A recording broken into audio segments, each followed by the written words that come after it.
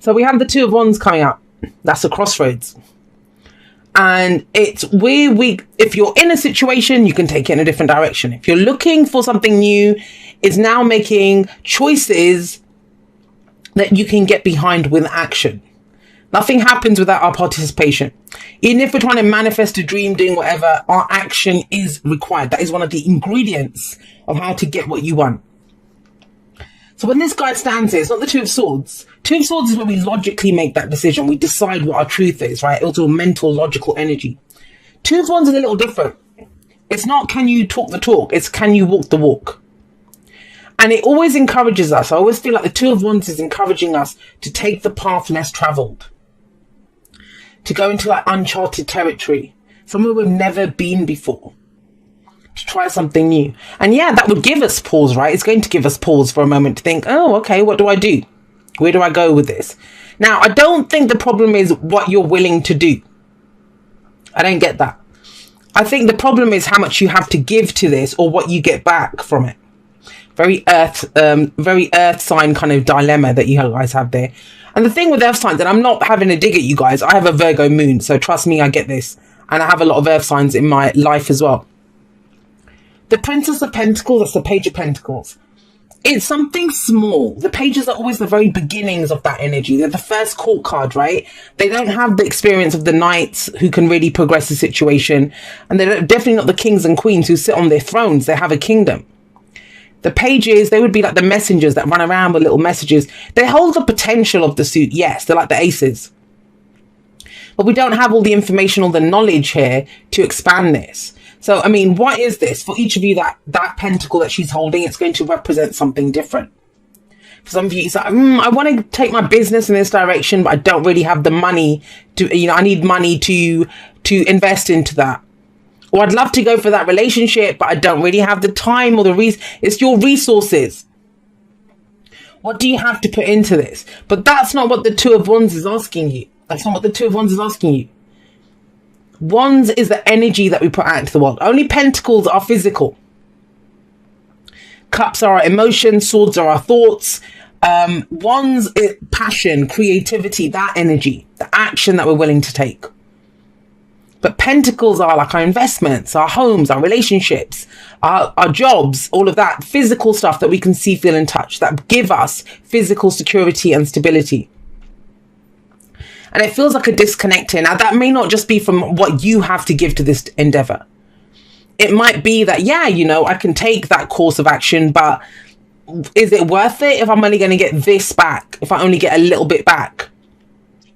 So this seems like a weighing up of those options coming up here. The thing with the Two of Wands is, if you're going to take the path less traveled, you actually don't know what will come up. You might be trying to look down the path and think, what's down there, but you won't know until you walk it. You won't know. And when you walk further down, if you don't get as much as you want or what you want out of it, that's where the faith comes in, the trust that I'll course correct. I'll go in a different direction. I'll try something new. But this kind of energy, sometimes it's like, no, I want to know exactly what I'm going to get out of this, or I don't want to go in that direction. But that's just it. You have the Chariot here. The Chariot is this need to propel yourself forward, to go forward. I want to move on. There's a reason that the Chariot is seen as the car, and it indicates road trips or traveling, because it's movement. Is how do we push this forward? How do I drive this chariot to victory? Well, how you do it is balancing head and the heart. But imagine you're at that crossroads. You've got these options. You've got two paths opening up ahead of you. What if your head wants to go in one direction? What if your heart wants to go in the other direction? Those two horses are going to pull apart. The chariot actually won't go anywhere. It'll hit a lamppost or something. So both of them have to be on the same page. Have to be on the same page. It's the Chariot's the card that comes in after the Lovers. And so there's the implication that your heart knows what it wants. Can you get your head on board? The other meanings of the Chariot card are, the stuff that you're actually very good at is discipline.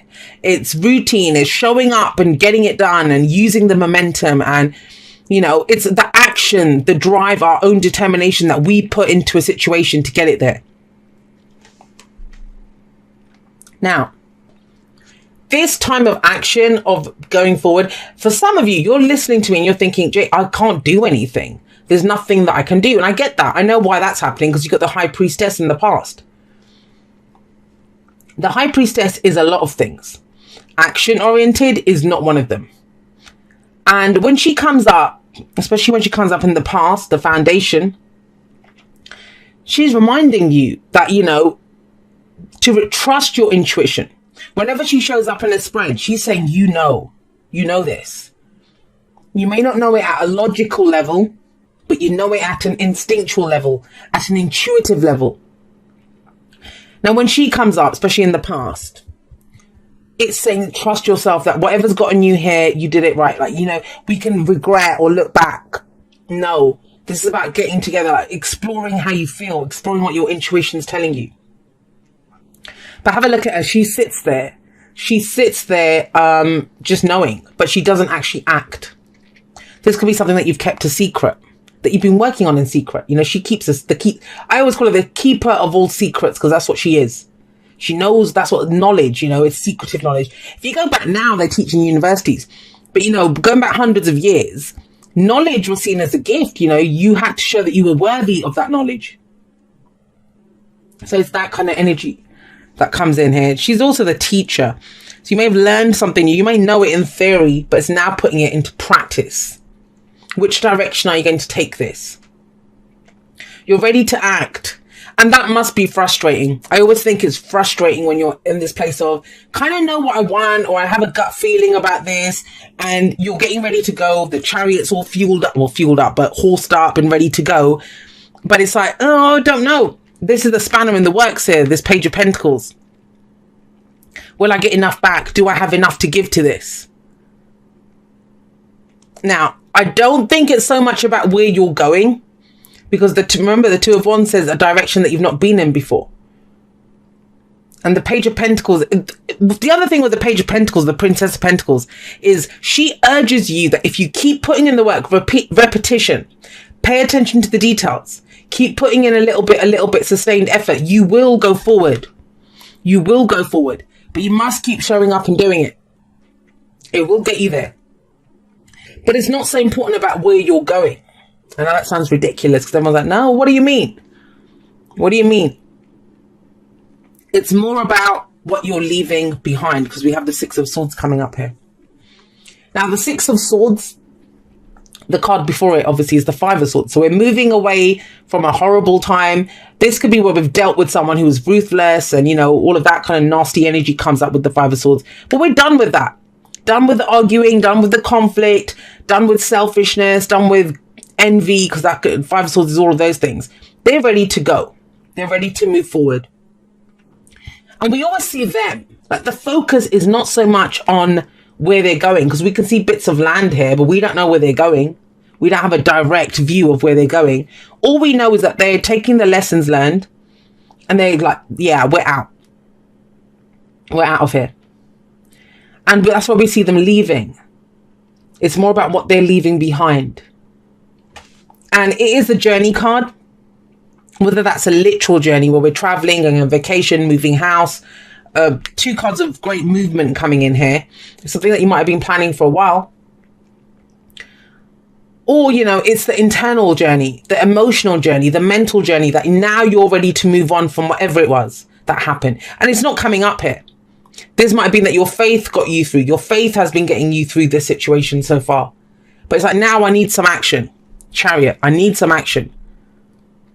And the first place we move on is mentally. All right. So we know what we're done with. We know we're done with that. What have we learned from that? Good. Great. Now let's go forward. And I always say that because they take the swords in the boat with them. They take the swords in the boat. And if you have a look, it kind of obstructs their view. Like, he'd be able to see a lot clearer if those swords weren't in front of him. But that's just it. As filters, the experiences that we've had, they do affect where we're going. They do affect where we're going. So where did you get this idea from that you don't have enough to give to this, or that there isn't enough that you'll get back from it? Now, where you have, and that's this week. Think about it. The present card, it's this week. It's what we're doing this week. The focus of this week. That's what the weekly readings are, focus. The rest of it just expands on that. I saw a lot of comments from people about the monthlies and the weeklies. Each reading, especially for the time, it's a different beast. We approach it differently. I pull dailies on social media. Those are a different beast altogether. They're all about our focus, our intention. What do we get out of that? How does that help us to keep focusing? To vibrate at the highest vibration that we can at all times, right? Nothing wrong with lower vibrations. We all dip down there sometimes, but then we rise up again. Now, by doing that, what are they moving on towards? The Page of Cups, the Princess of Cups coming up here. So look at the difference between these two. I always see them as, children. They're princesses, but if these were little kids playing around in the playground, this is the neat one who'd get all the work done. So we're not meant to do that. Or let's sit and read a book, or let's do our homework. That's the Page of Pentacles. This one would be the innocent one saying, no, let's go play this game. It's fun. Or so-and-so's here. We can go play, whatever. Because it feels good. Very innocent. No shoulds. Wants to do it because it feels good. What is the emotion there? What are your feelings telling you? Because don't forget, we go forward with our head and our heart. Your head's made its peace about something. So what is your heart calling you towards now? Don't worry about the guarantee. There aren't any guarantees. Even when people give us guarantees, there aren't any. Because those guarantees can be broken. Just ask anyone that's ever been divorced. That was till death do us part, really. So, that kind of energy. That follow your heart. Does it feel good? That's how we check in with ourselves. Does this feel good? How do I nurture this feeling good? That's the key. What would make you feel good? If nothing makes you feel good, what would make you feel good? Because this is kind of element of almost of a new love coming in. And I don't mean that as romantically. I know a lot of people think love is just romance. It isn't. That's the inner child. That's feeling love. It can be romantic, of course. That can be the expression of emotions. The Page of Cups, Princess of Cups. But it's not just that. It's how do we nurture and grow that feeling good? Let our emotions go. And you've got the Three of Cups coming up as your advice. And this is community. This is support. This is love. This is our inner circle. This is celebration of life. I always see that. That they have all this abundance around them, like the harvest is coming. And I'm saying that you guys are that's the sign for symbol for Virgo, right? The harvest maiden. All that. And you celebrate the harvest. You celebrate the abundance. You share it with people that love and support you and that you support and love. Now, this might be that, so whatever you've been keeping secret, it's now time to tell people. Or it's now time to, because there will be people that support you. Especially if there's a decision to make. And they might just, if I'm trying to think, because it goes from a very practical, what do I need to do? What do I know? How do I balance my head and heart? How do I go forward? To, hey, look, we're moving on. Let's celebrate the emotional aspect. So let's have a look. Why is that Three of Cups coming up? To help you see the potential. To help you see the potential of something. But also, remember I said keeper of secrets. There are no secrets when the sun comes up. Everything gets revealed. Good, bad, ugly. But the point is, even when we see ugliness, even like if you were stuck in your house and the lights hadn't been working for a week, then the lights come back on. Right? And the first thing you're going to notice is, oh, damn, that's a mess there, or that's been left over there. No one saw that. You're going to see what's wrong. But you also now have the light to clear things up, to walk around. I always see this. I've said this to Leo as well. The bird's eye view of the maze. You know where the dead ends are, but you also know the routes that you can take out of there. And it's through working with other people, celebrating with other people, allowing love and support in, as well as giving it. Connections with our loved ones. It's not that whole one-on-one. And a lot of times I'm going to say, if you're looking for a romantic love, because that usually comes up as the advice for people who want romantic love, and they feel isolated and they feel lonely, and I know all the stuff and I know I'm ready to go explore a new emotion. I always say, go and meet people. And they always say to me, Jay, I don't want a friend. Yeah, I know. Go make some friends. Go hang out with people that you love. It raises your vibration. It helps you to see the potential. Talk about your dreams. So many people do not talk about their dreams. Because they're like, well, what if it doesn't happen and then I look stupid? No, you don't look stupid. Not to the people that love and support you. And so with the sun coming up, it's about seeing the potential. Seeing the potential. You have a gut feeling about something here, but it's about bringing it into the light. Maybe that for some of you, that's the literal choice this week. Do I say this, or do I make this clear now? Do I, take that action and everyone's going to know what I'm trying to do? But it's if it makes you feel good. That's the point here. If it makes you feel good, the people that love you, they'll see the happiness within you.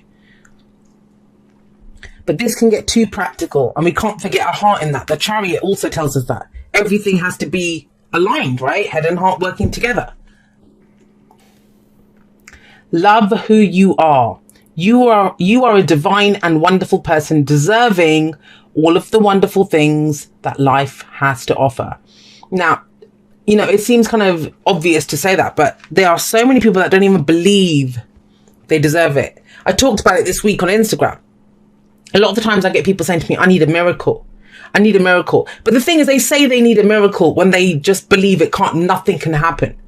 They want the universe to prove them wrong. They've almost given up. Well, there's no way forward, right? And that's not that drastic for a lot of you. Some of you just need to remember who you are. Look, you are the high priestess. You have the knowledge. You have the instincts. You have that gut feeling, the intuition. Especially those of you, we're all intuitive. You don't have to be a tarot card reader to be intuitive.